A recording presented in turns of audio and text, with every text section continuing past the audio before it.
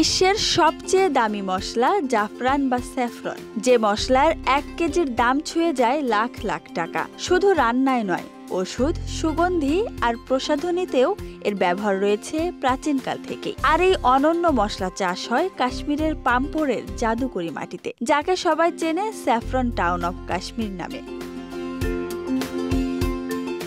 প্রতি বছর অক্টোবর-নভেম্বর মাসে এই উপত্যকা জেগে ওঠে রঙের উৎসবে। পাম্পোরের কৃষকেরা শুরু করেন তাদের সবচেয়ে মূল্যবান ফসল জাফরান সংগ্রহ করা। এই সোনালী ফসল শুধু কাশ্মীরের নয়, পুরো ভারতেরও বৈদেশিক মুদ্রা আয়ের বড় উৎস।